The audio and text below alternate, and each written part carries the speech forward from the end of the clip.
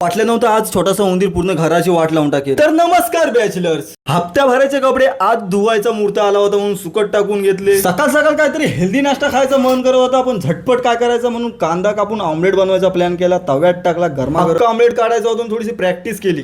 आज किती काय झालं तरी अक्का ऑमलेट काढून दाखवणार. पण काय ऑमलेटच्या मनात नव्हतं अक्का यायचं. जाऊ दे, पोटात तुझंच कुसकुरच होणार होता. जाऊ दे आता काय. चला खायला या, पण मला जास्त गरज आहे खायची. मी खाऊन घेतो. Bye bye.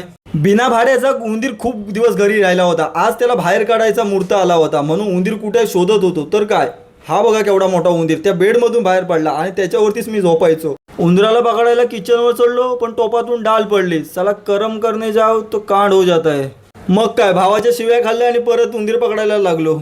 भाऊ रागात सर्व मशनी बिशनी हलवत होता, पण उंदीर काय भेटत नव्हता. मग शेवटचा पर्याय पडला होता तो. आता काय ते उंदराला मारावं लागेल ना रे. काय बोलते? मारायला लागेल. सांग तूच सांग. मारायला लागेल. तू कशाला हे करतोस? मस्त फसलेला सांगतो.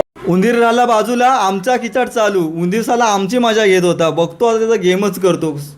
आणि फायनली उंदराला पकडली होती. उंदीर मामा सॉरी, तू आता गणपतीच्या टायमात मला भेट. उंदीर पकडल्याचा आनंद होता, पण त्याला मारलेल्याचं दुःख होता.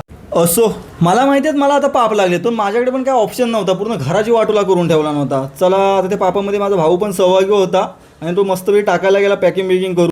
उंदराला तर पकडलेली, पण हा घरातला सर्व काम कोण करणार, म्हणूनच भाऊ खाली गेलेला असावा. नंतर लक्षात आलं की आपल्याकडे माणसांची कमी नाही. चिल्ड्रन पार्टी जिंदाबाद. सर्व कामं झाल्यावर काय बोलतात,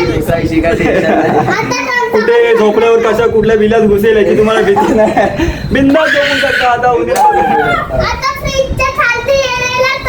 नंबर तुम्हाला देतो, संपर्क साधा. चला उंदीर पकडलेला आहे आजसाठी एवढंच. बाय बाय, काळजी घ्या.